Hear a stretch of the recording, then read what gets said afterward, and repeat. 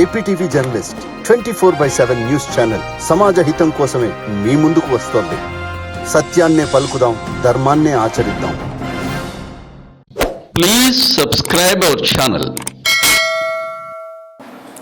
నమస్కారం. APTV journalist సత్యం కోసం ధర్మం కోసం మీ సాహిత్య. జనరల్గా చాలామంది parents CEC, HEC, MEC, BiPC తీసుకోమనే చెప్తూ ఉంటారు. కానీ ఎవరు పాలిటెక్నిక్ గురించి చెప్పరు. ఇవన్నీ కన్ఫ్యూషన్స్ గురించి వివరించడానికి మనతో ఉన్నారు అసోసియేట్ ప్లేస్మెంట్ ప్రొఫెసర్ గిరిధర్ బాబు గారు. తన్నే అడిగి తెలుసుకుందాం. నమస్తే అండి గిరిధర్ గారు.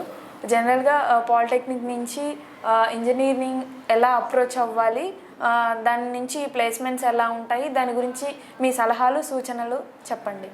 జనరల్గా 10th అయిపోయిన పిల్లలు ఎంపీసీ, బైపీసీ, సిఈసి, హెచ్ఈసి అంటారు కదా. పేరెంట్స్ చాలామంది ఇంటర్మీడియట్ చదివితే బాగుంటుంది, ఈజీగా ఉంటుంది అనుకుంటారు. పాలిటెక్నిక్ కొంచెం కష్టం అనుకుంటారు. వాళ్ళు ఏంటంటే పాలీసెట్ అనే ఒక ఎగ్జామ్ ఉంటుందమ్మా. పాలీసెట్ కామన్ ఎంట్రన్స్ టెస్ట్ అని ఇంతకుముందు సీప్ అనేవాళ్ళు.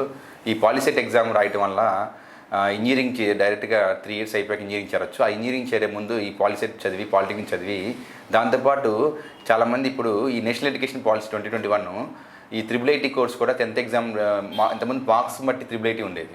ఇప్పుడు ఏంటంటే ఈ పాలిటెక్నిక్ కోర్సు ఆ IIIT కోర్స్ చేరాలా, పాలిటెక్నిక్ చేరాలని పిల్లలకి పేరెంట్స్ చాలా కన్ఫ్యూజ్ అవుతున్నారు. న్యూజివీడు కానీ IIIT న్యూజివీడు వాటి చోట. ఈ పాలిటెక్నిక్ వల్ల ఉపయోగాలు ఏంటంటే మనకి నెంబర్ ఆఫ్ కోర్సెస్ ఉంటాయి, బ్రాంచెస్ ఉంటాయి. ECE polytechnic, mechanical, civil, marine కానీ సివిల్, చాలా రకాల ఒక 30-40 బ్రాంచెస్ ఉంటాయి. ఈ పాలిటెక్నిక్లో మనకి చాలా మంచి జాబ్స్, గవర్నమెంట్ జాబ్స్ కూడా ఉంటాయి. అంటే 3 years ఉంటుంది, ఇంటర్మీడియట్ అయితే 2 years ఉంటుంది. ఈ 3 years ఉండటం వల్ల ఏమవుతుందంటే 3 years చదివిన వాళ్ళు డైరెక్ట్గా engineering common interest test ECET రాసి డైరెక్ట్ ఇంజనీరింగ్ చేయొచ్చు. అప్పుడు ఏంటంటే ఇంజనీరింగ్లో డైరెక్ట్ సెకండ్ ఇయర్కి వెళ్ళిపోవచ్చు. First year intermediate 2 years, BTech first ఇయర్కి వెళ్తారు కదా. ఆ ఫస్ట్ ఇయర్ చదవకుండా డైరెక్ట్ సెకండ్ ఇయర్కి వెళ్తారు కాబట్టి బోత్ ఆర్ ఈక్వల్ అవుతుంది. ఇంటర్మీడియట్ చదివిన, ఇంజనీరింగ్ చదివిన, ఈసెట్ పాలిటెక్నిక్ ద్వారా 3 years చదివి ఇంజనీరింగ్ ఒకటే. కానీ పాలిటెక్నిక్ చదివిన వాళ్ళకి ఏంటంటే టెక్నికల్ నాలెడ్జ్ ఎక్కువ ఉంటుంది. ఇంజనీరింగ్లో చదివే అన్ని కూడా ముందే వాళ్ళకి అవగాహన, ల్యాబ్, ప్రాజెక్ట్స్ అన్నీ ఉంటాయి. అందువల్ల పాలిటెక్నిక్ నేను ఎక్కువగా ప్రిఫర్ చేస్తాను. పాలిసెట్ అప్లికేషన్స్ కూడా నేను పెడుతూ ఉంటాను. గవర్నమెంట్ స్కూల్ పిల్లలకైతే పాలిటెక్నిక్ ఫ్రీ అప్లికేషన్ పెడతాం. మా ఎన్వీఆర్ ఇంజనీరింగ్ కాలేజ్ తరఫున మేము ఈసెట్ చదివిన పిల్లలకి ఈసెట్ అని ఉంటుందమ్మా, అది రాస్తే ఇంజనీరింగ్ చేయవచ్చు. ఆ ఈసెట్ కూడా అప్లికేషన్స్ మేము ఫ్రీగా పెడుతున్నాం. ఈసెట్ రాసిన వాళ్ళకే ఇంజనీరింగ్కి అర్హత ఉంటుంది. ఫ్రీ సీట్ రావాలంటే ఈసెట్ మంచి ర్యాంక్ వచ్చి ఈసెట్ క్వాలిఫై అయితే గవర్నమెంట్ నుంచి వచ్చే అవకాశాలు అన్నీ ఉంటాయి. అందుకని ఈ పాలిటెక్నిక్ చదివిన వాళ్ళకి ఇంజనీరింగ్ డైరెక్ట్ సెకండ్ ఇయర్కి వెళ్ళొచ్చు. అందువల్ల నేను ఎప్పుడు కూడా ఈ పాలిటెక్నిక్ రాసిన తర్వాత ఈసెట్ అనేది కూడా రాయాలి. ఆ కామన్ ఇంట్రెస్ట్ రాస్తే ఆ ర్యాంకుని బట్టి ఈ పాలిటెక్నిక్లో మనం ఏదైతే బ్రాంచ్ తీసుకున్నామో, ఈసీఓ, IIIO, మెకానికల్, సివిలో, ఐటీఓ, ఏ బ్రాంచ్ తీసుకున్నామో ఆ బ్రాంచ్ సంబంధించిన బీటెక్ కోర్స్ కూడా ఉంటుంది కాబట్టి అదే కోర్స్ చదువుతూ సెకండ్ ఇయర్లోకి వెళ్ళిపోవచ్చు. ఈ ఎగ్జామ్ రాసినప్పుడు ర్యాంక్ వస్తుంది కదా, చాలామంది అడుగుతారు, సార్ నేను బీటెక్ చదివి ఈసీలో సిఎస్సికి వెళ్ళొచ్చా అని. సిఎస్సి బ్రాంచ్ కూడా వెళ్ళొచ్చమ్మా. ఇది కూడా నాకు పేరెంట్స్ చాలామంది అడిగారు. వాళ్ళ కోసం నేను ఈ పాలిటెక్నిక్ గురించి, ఈసెట్ గురించి, అప్లికేషన్స్ గురించి ఏ అవకాశం, ఏ హెల్ప్ కావాలన్నా ఏపీటీవీ జర్నలిస్ట్ సత్యం కోసం ధర్మం కోసం ఛానల్కి నేను నా ఆఫీస్ నెంబర్ ఇస్తాను. మీరు కాల్ చేస్తే నేను అప్లికేషన్స్ కూడా మా కాలేజ్ ఎన్వీఆర్ ఇంజనీరింగ్ తరపు ఈసెట్ వాళ్ళకి మేము అప్లికేషన్ కూడా ఫ్రీగా పెడుతున్నాం. ఈ సంవత్సరం మేము ముందుకు వచ్చాం ఫ్రీగా పెడతానికి. ముఖ్యంగా గవర్నమెంట్ స్కూల్, గవర్నమెంట్ కాలేజ్ పిల్లలకి, పేద విద్యార్థులకి అప్లికేషన్ వరకు ఫ్రీగా పెడతాం. 7337290260. చెప్పండి గిరిధర్ గారు. జనరల్గా పాలిటెక్నిక్, ఇంజనీరింగ్ అయిపోయాక ప్లేస్మెంట్ ఆపర్చునిటీస్ ఎలా ఉంటాయి, దాని గురించి వివరించండి. ఓకే అమ్మా. జనరల్గా పాలిటెక్నిక్ అయిపోయిన వాళ్ళకి కూడా గవర్నమెంట్ జాబ్స్ ఉన్నాయి చెప్పా కదా. అలాగే ఈసెట్ రాసి ఇంజనీరింగ్ చేరొచ్చు కదా. ఇంజనీరింగ్ చదివిన తర్వాత డిగ్రీ అయిపోయాక ప్లేస్మెంట్ ఆపర్చునిటీస్ చాలా ఉంటాయమ్మా.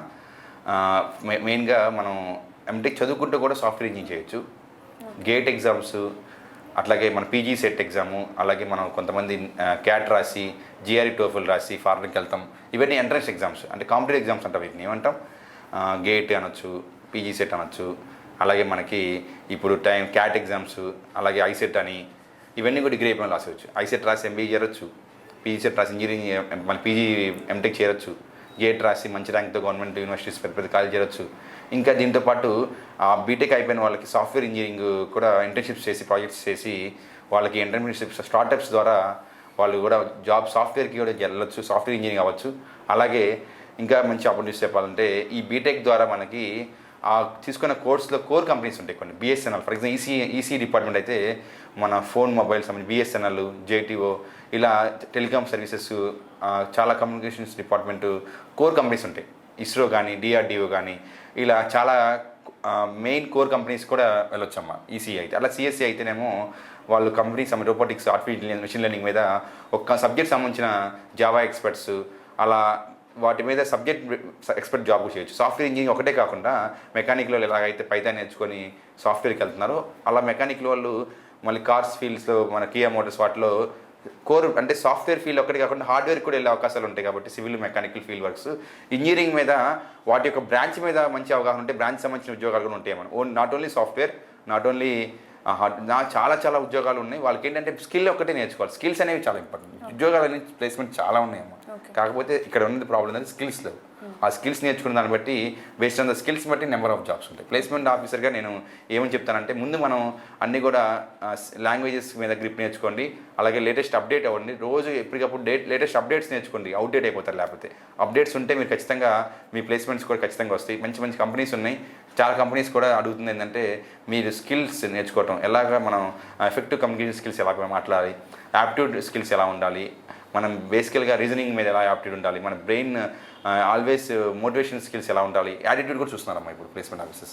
మన యాటిట్యూడ్ కూడా చాలా ఇంపార్టెంట్. అంటే డిగ్రీతో పాటు కొంచెం స్కిల్స్తో పాటు, యాటిట్యూడ్తో పాటు, డిసిప్లిన్తో పాటు మనకి డిగ్రీకి సంబంధించిన కోర్సెస్ ముందు మనకి అవగాహన అనేది ఉండాలి. ఏమేమి జాబ్స్ ఉన్నాయి, ఏమేమి ఆ జాబ్స్కి ఏమేమి అవకాశాలు ఉన్నాయి, ఆ జాబ్కి కావాల్సిన అర్హతలు ఏంటి, ఆ జాబ్కి ఏమేమి మన రెజ్యూమ్స్ కానీ సీవీ కానీ అప్డేట్ మనకి of the job is based on the your CV and biodata. సీవీలు, బయోడేటా, రెజ్యూమ్స్ కూడా చాలా క్లియర్గా రెజ్యూమ్ బట్టి కూడా మనకు 50% జాబ్ ఉంటుంది. అందుకే అన్ని కంపెనీస్కి వెళ్ళే ముందు మీకు మీరే ట్రైన్ అవ్వండి. ఎలాగ ఇంటర్వ్యూ అటెండ్ అవ్వాలి, ఎలాగ ఎగ్జామ్స్ రాయాలి, మీ యొక్క కాంపిటేటివ్ ఎగ్జామ్ ర్యాంక్ కూడా ఇంటర్వ్యూలో చూస్తారమ్మా. ఫర్ ఎగ్జాంపుల్ నేను చూశాను మన రీసెంట్గా ఒక కంపెనీలో గేట్ ర్యాంక్ని చూసి కూడా ఉద్యోగం ఇచ్చారు.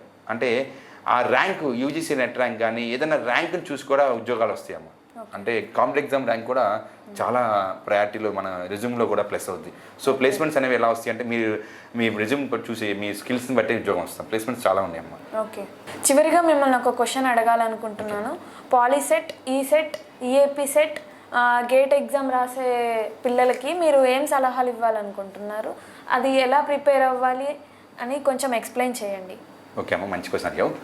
జనరల్గా పిల్లలు చాలామంది ఈఏపీ సెట్, పాలీసెట్, ఈ సెట్, గేటు, పీజీ సెట్ అందరు రాసే ఎగ్జామ్స్ అన్నిటికీ కూడా ఫస్ట్గా ఉండాల్సింది ఏంటంటే అతని దగ్గర ఒక మంచి పెద్ద బాల్ పెన్ ఉన్న పెన్ తీసుకొని, ఎందుకంటే మార్కింగ్ అనేది చాలా ఇంపార్టెంట్ కాబట్టి ఫస్ట్ నేను ఎప్పుడు పెన్ గురించి చెప్తాను. ఈ పెన్నే మనకి ఆయుధం అండి. సెకండ్ ఇంపార్టెంట్ ఏంటంటే ఎగ్జామ్కి వెళ్ళే ముందు ఒక 30 minutes బిఫోరే చాలా కూల్గా ప్రశాంతంగా ఉండాలి. చాలా ప్రశాంతంగా ఉండాలి. ఎంత ప్రశాంతంగా ఉండాలంటే మీరు యోగా వీటి మీద అవగాహన ఉంటే చక్కగా ఎగ్జామ్ ముందు 10 నిమిషాలు ప్రశాంతంగా మీరు యోగా చేసుకోండి, ఇంకా మంచిదండి. ఎందుకంటే ఇది చాలామంది చెప్పాను నేను. ఈ పాలిటెక్నిక్, ఈ సెట్, ఏపీ సెట్ రాసే వాళ్ళకి ముందు టెన్షన్తో చాలా మంచి స్కోర్ ఉన్న 90% స్టూడెంట్స్ కూడా ఫెయిల్యూర్ జరుగుతుంది, బబులింగ్ చేయడం అనేది టెన్షన్లో. అందుకని నేను ఎప్పుడు చెప్తాను, ఎగ్జామ్కి వెళ్ళే ముందు ప్రతి ఒక్క స్టూడెంట్ కూడా చక్కటి పాజిటివ్ యాటిట్యూడ్తో మంచి వాతావరణంలో మంచిగా వాడు లేచిన ఫస్ట్ స్టార్టింగే పాజిటివ్గా లేచి నేను ఈరోజు ఎగ్జామ్ ఖచ్చితంగా రాస్తాను కాన్ఫిడెంట్గా వెళ్ళాలి.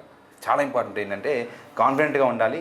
ఆ ఎగ్జామ్కి వెళ్ళే ముందు ఆ ఎగ్జామ్ ప్రిపరేషన్ మొత్తం ఒక ఎత్తు అయితే ఆ 3 hours అంతా ఒక ఎత్తమ్మా. 3 years 4 years చదివిన ఆ ఈ సెట్, పీజీ సెట్ కానీ, గేట్ కానీ అన్ని సెట్లకి చెప్తున్నాను. నాట్ ఓన్లీ పాలీసెట్, ఈ సెట్, ఎంసెట్ అన్ని సెట్స్ ఒకటే పాయింట్ అండి. మీరు ఆ 3 hours మ్యాక్సిమం మీకున్న ఎఫర్ట్స్ మొత్తం దాన్ని పెట్టి కాన్ఫిడెంట్గా మీకున్న నాలెడ్జ్ మొత్తాన్ని ఆ 3 hours అప్లై చేస్తే that is going to be wonderful అండి. ఇంకొక ఇంపార్టెంట్ విషయం అంటే ఆ సబ్జెక్ట్ యొక్క సిలబస్ మీద గ్రిప్ ఉండాలి. ఎన్ని క్వశ్చన్స్ చదవాలి, ఆ ఈ సెట్ సిలబస్ ఏంటి, పీజీ సెట్ సిలబస్ ఏంటి, గేట్ సిలబస్ ఏంటి, ఏ సెట్ అయినా ఆ సెట్ సంబంధించిన సిలబస్ అనేది మనకి చాలా మంచి అనుభవం ఉండాలి. అట్ ద సేమ్ టైం ఆ సిలబస్తో పాటు ఆ ప్రిపరేషన్ ప్లానింగ్ టైం కూడా మీరు ఎగ్జామ్ ముందు 2 hours 2 years 2 months 3 months prepare అవుతారు. ఆ ప్లానింగ్ అనేది కూడా చాలా ఇంపార్టెంట్. ఆ ప్లానింగ్ వల్ల ఏమవుతుందంటే ఎగ్జామ్ పాయింట్ ఆఫ్ వ్యూలో ఈ సిలబస్లో నుంచి క్వశ్చన్స్ కొన్ని వచ్చినప్పుడు మీరు టెన్షన్ పడకుండా ముందు ఒక first time, second time, third time లాగా మీరు ఫస్ట్ టైం ఏంటంటే వచ్చి మొత్తం పెట్టుకొని మళ్ళీ సెకండ్ టైం ఒకసారి ఇంకో రివిజన్ మనకు బాగా వచ్చి సబ్జెక్ట్ స్టార్ట్ చేయాలండి. అప్పుడు ఏమవుతుందంటే చాలామంది మ్యాథ్స్, ఫిజిక్స్, కెమిస్ట్రీ స్టార్ట్ చేయమని చెప్తాను. నాకు బాగా వచ్చి మ్యాథ్స్ వస్తే మ్యాథ్స్ స్టార్ట్ చేయమని చెప్తాను. కొంతమంది ఫిజిక్స్ బాగా వచ్చింటారు, ఫిజిక్స్ స్టార్ట్ చేయాలి. అంటే ఫస్ట్ మనం బాగా వచ్చిన క్వశ్చన్ స్టార్ట్ చేస్తే ఆటోమేటిక్గా మనకి మైండ్లో ఒక కాన్ఫిడెన్స్ పెరుగుతుంది. సో ఖచ్చితంగా మీరు ఏం చేయాలి, వచ్చిన స్టార్ట్ చేయాలి. అప్పుడు స్టూడెంట్స్ కూడా కాన్ఫిడెన్స్తో పెరిగి ఆటోమేటిక్గా లాస్ట్కి వచ్చేసరికి అతను రాని వచ్చినప్పుడు కూడా ఈ కాన్ఫిడెన్స్ వల్ల ఆ రానివి కూడా కొన్ని అటెంప్ట్ చేసే అవకాశం ఉంటుంది. Okay. ఖచ్చితంగా ఫస్ట్ రానివి అటెంప్ట్ చేస్తే అతను డిప్రెషన్కి వెళ్ళిపోయి ఆ 3 hours టైం కూడా వేస్ట్ అయిపోతుంది. సో ఇది చాలా ఇంపార్టెంట్ పాయింట్, ఎప్పుడు చెప్తుంటాను. ఇంకొక ఇంపార్టెంట్ పాయింట్ ఏంటంటే ఆ ఎగ్జామ్కి వెళ్ళే ముందు పేరెంట్స్ కానీ మంచి నీకు ఇష్టమైన వాళ్ళతో ఒకసారి మాట్లాడాలి. అప్పుడు ఏంటంటే ఒక మంచి తెలియని ఒక ఎమోషన్స్ వస్తాయి. సో అప్పుడు మీరు ఎగ్జామ్కి వెళ్ళే ముందు గొడవలు పడద్దు దయచేసి. ఏ విధమైన చికాకులు, ఏ విధమైన ప్రాబ్లమ్స్ మీరు గుర్తు చేసుకోవద్దు. 3 hours మాత్రం ఓన్లీ నీ గోల్ అలా ఆ ఎంసెట్ ర్యాంకో, ఈసెట్ ర్యాంకో, పాలిసెట్ ర్యాంకో, గేట్ ర్యాంకో, GRE, TOEFL, whatever it is, exam గురించి ఆలోచించండి. Only focus on the goal, only focus on the exam, only focus on the target. Don't focus on any problems అందరికీ ఉంటాయి. కాకపోతే మీరు ఎగ్జామ్ గురించి ఆలోచించండి. ఎగ్జామ్ 3 hours మ్యాక్సిమం రాస్తే అందరూ సక్సెస్ అవుతారమ్మా. అందరికీ ఈఏపీ సెట్ రాసే వాళ్ళకి, పాలసీ రాసే అందరికీ కూడా ఈ మా ఎన్వీఆర్ ఇంజనీరింగ్ కాలేజ్ తరపున అందరికీ ఆల్ ద బెస్ట్ అండి. All the best to all the AP TV journalist exam రాసే ప్రేక్షకులందరికీ కూడా all the best. All the best. Thank you. Thank you. Please subscribe our channel.